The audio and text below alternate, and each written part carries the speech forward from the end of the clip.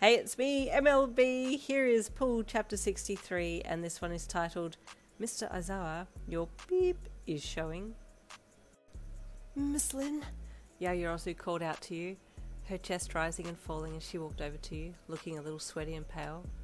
Yaoyorozu, you said worriedly, grabbing her shoulders and holding her steady as you looked into her face. Are you okay? You don't look well. I have completed all of the outfits for the fashion show, she puffed. Oh my goodness, all in one go? Please, sit down, you gasped. Krishma, please bring me a chair. No, she panted. I'm okay. Please, would you try one on? Only if you sit down, you reprimanded gently, waving Krishma over. Here's the chair, Miss Lynn, he said brightly, putting it down beside Yaoyorozu. Thank you, you said gratefully to him, then sat Yaoyorozu down in it. Where are the clothes? You asked her. Out the back. She pointed out to the door, and you nodded. Stay here, I'll be back. Out you went to get into one of the outfits, and you found them all lined up on the hangers, with 60s, Miss Lynn, written on the divider between the first one and the next one. Oh, she has it all organised already, you thought, taking the outfit off the hook and walking into the change room nearby to try it on. The 60s hero costume was very typical for the era, with bright colours that stood out, and you pulled the bright purple pants on, and then the bright turquoise leotard that finished with golden sparkly gloves that pulled up to the elbows. Oh my god, well, this is very striking, I'll give her that, you mused, checking yourself out in the mirror. As you turned, you activated your quirk and pushed your ass out a little, filling the leotard a bit more, then pumping your breasts up as well. Can't hurt to use my quirk a little during the fashion show, just to help Yaoyorozu's work stand out. You stepped out of the change room and walked out to where Yaoyorozu was waiting for you, and the whole room stopped almost instantly the second you appeared. It's very bright, you said to Yaoyorozu, glancing around at everyone who was staring at you. You look amazing, Yaoyorozu gushed, standing up to walk around you and check the measurements of things. This looks fantastic, Uraraka squealed as she bounced over to see you up close. Where's Aizawa? Hagakure asked as she bounced over as well. Shh, you hushed her. Please, I don't want him to see me like this. Just then Aizawa entered and his bloodshot eyes fell on you. What do you think, Aizawa? Mina called to him.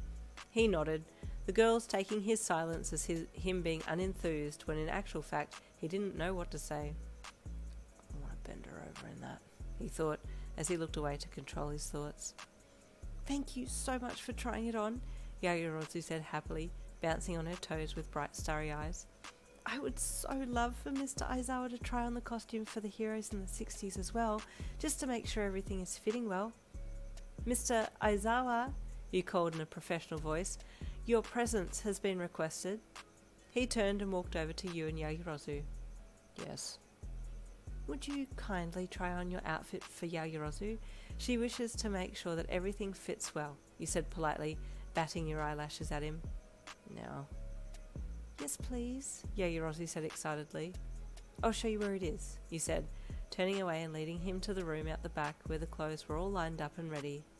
No sooner were you in there alone, his scarf had you bound with your hands behind your back, and you were pushed face first up against the nearest wall. Mr. Aizawa, you cooed playfully, having known that he was going to detain you. You had felt the sexual tension radiating off him ever since he had walked over to you and Yaoyorozu. Not in front of the students. His hand came down heavily on your ass, and it jiggled in the turquoise leotard. It's a crime for you to be out in public in this, he said in a low voice. How am I supposed to keep my cool when you're walking around in this? He slipped his hand between your thighs and pressed his fingers against you, swiping back and forth a few times before removing his hand to smack your ass again, then removed his binds from your wrists so you could move freely. You can't start something like that and then just stop, you pouted, turning around to face him. Go and change. He jerked his head to the change room. Before I take you right here and now. Yes, Aizawa, you sung suggestively, striding past him, but not without dragging one golden-gloved finger up his arm to his shoulder as you walked past him. His forced nasal exhale went unnoticed by you, too triumphant in your own mind to have heard any noise from him. You changed clothes quickly, and stepped out of the change room, ready to tell Aizawa that it was his turn to change, not realising that he had already put his outfit on behind a screen in the room. His back was towards you as you walked out of the stall, and all you saw was his muscular back, as the thin, tight fabric of the shirt left nothing to the imagination. "Oh, whoa, thank you, Yaoyorozu, for making such a tight outfit," you thought.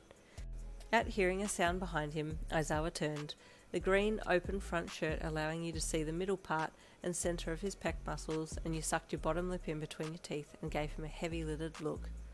"I can't wear this," he said, looking down his front. Your eyes travelled down his front as well, and stopped on his very pronounced dick print, as his semi-hard member showed clearly down and into one of his pant legs. "Oh!" you gasped, covering your mouth with one hand.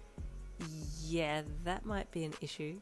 Using your quirk, you extended one hand and palmed him through his tight white pants, and he jumped back and swiped your hand away.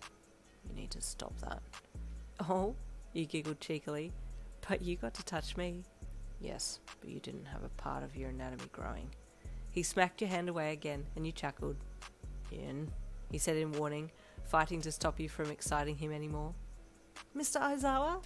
Yaoyorozu's voice called out, halting you both in your tracks.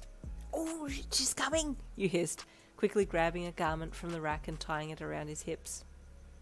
"Oh no, stay tuned for the next chapter coming tomorrow."